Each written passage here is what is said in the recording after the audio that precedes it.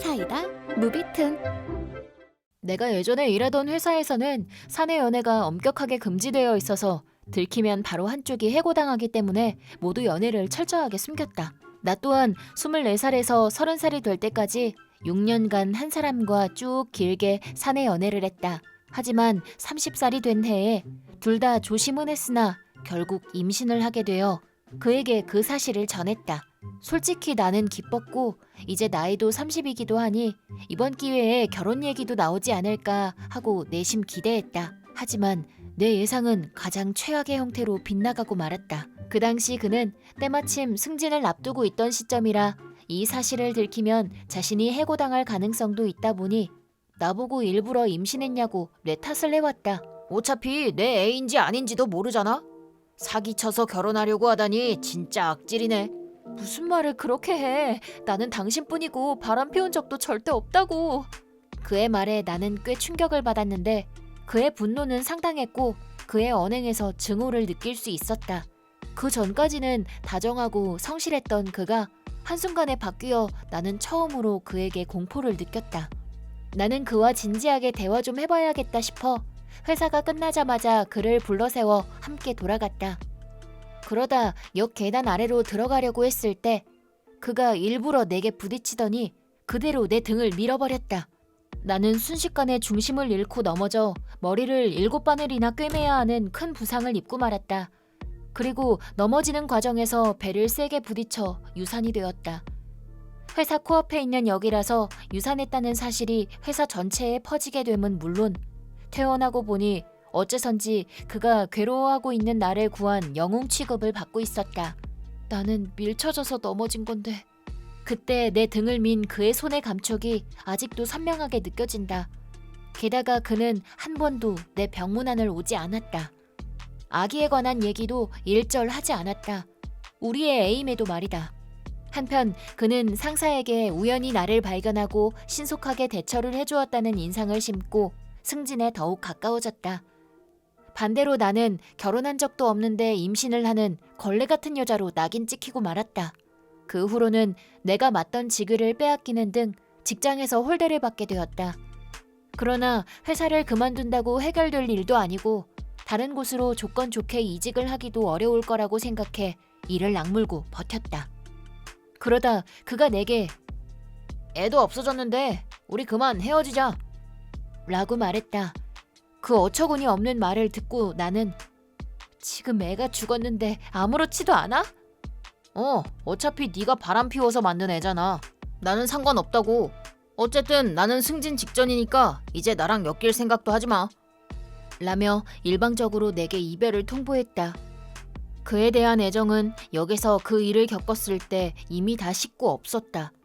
다만 그를 절대 용서할 수는 없었다. 그의 입장에서는 나와 우리의 아기가 발목을 잡는 존재였던 것이다. 그래서 그때 아기를 지워버리려고 했던 거겠지. 헤어진 후로 그의 승진 얘기가 본격적으로 나오기 시작했다. 나는 그에게 어떻게 복수를 해줄지 고민했다. 나와 사귀던 사실을 밝히는 그런 간단한 방법이 아닌 나와 아기가 그때 계단에서 굴렀던 것처럼 그가 정점에서 굴러떨어지도록 만들어주고 싶었다. 그 후 그는 상사의 조카와 연애 후 결혼을 앞두게 되었다. 상사는 매우 기분이 좋았고 그도 승진이 코앞이었다. 그는 결혼식이 정해지자마자 두려웠는지 오늘 일 끝나고 잠깐 보자 라고 내게 메시지를 보냈다. 나는 알겠다고 보냈다.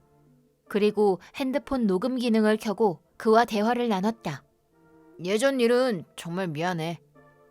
예전 일이라뇨? 잘 모르겠는데 똑바로 말씀해 주시죠. 일방적으로 헤어지자고 한 거. 그게 다예요? 그 애 일도.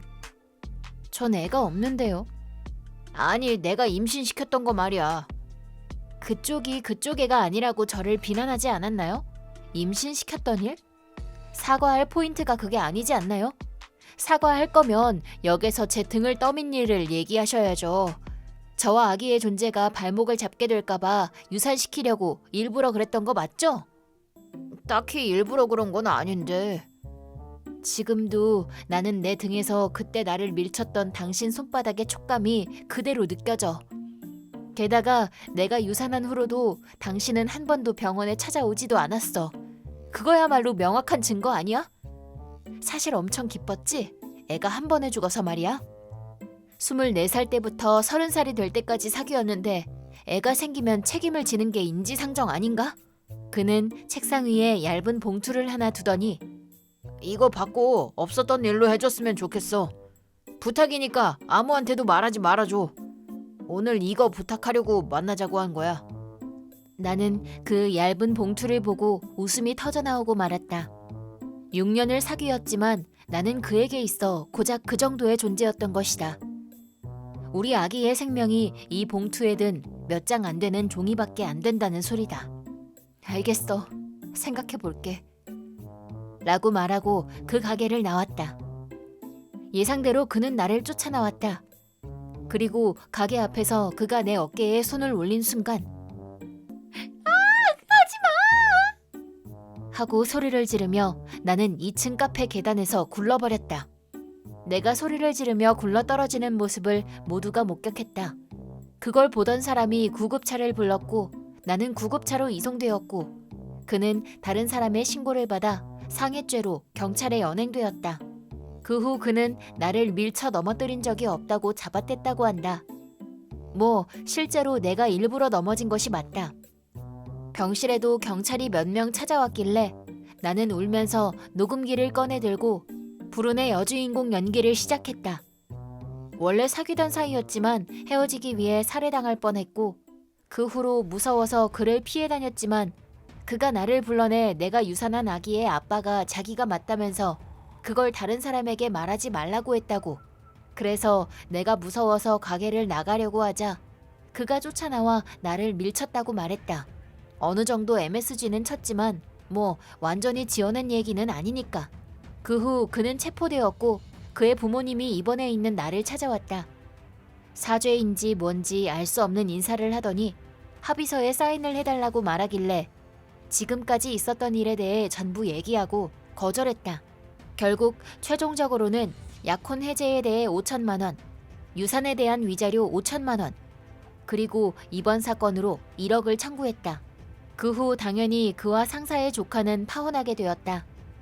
특히 상사의 분노가 장난이 아니었는데 소중한 조카를 기망하고 마음의 상처를 입힌 것을 용서하지 못하겠다며 조카의 부모와 함께 거액의 약혼 해제 손해배상을 청구했다고 한다. 그는 그 후로 회사 사람들에게 나와의 사이에서 있었던 일을 들키게 되었다. 오랫동안 사귀어온 사실이나 본인만 승진하면 그만이랍시고 계단에서 나를 밀쳐 유산시킨 사실까지 전부 까발려져 모두에게 비난을 듣고 회사를 나오지 않게 되었다. 그리고 그가 회사에 오지 않게 된 후로 이전에 몸을 함부로 놀리고 다니는 여자라고 찍혔던 낙인도 사라졌다. 그리고 난 몰랐는데 그 이상한 소문이 다 거짓이었다며? 미안해. 아기 일은 참 유감이다. 미안해. 아무것도 모르고 상처 주는 말만 했네 내가. 라며 동료들이 나를 찾아와 사과했다.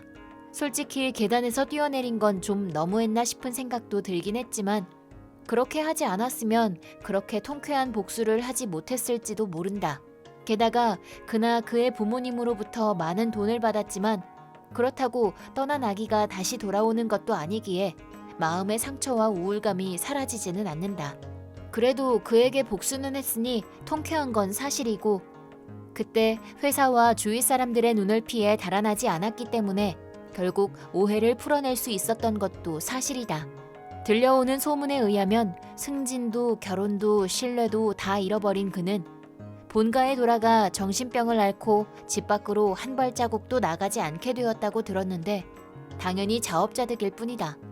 떠나보낸 아기는 평생 잊지 못하겠지만 그래도 앞을 향해 걸어나가려고 한다. 이번 영상은 어떠셨나요? 재밌게 보셨다면 구독, 좋아요에 댓글까지 달아주시면 감사하겠습니다. 그럼 다음 영상에서 만나요.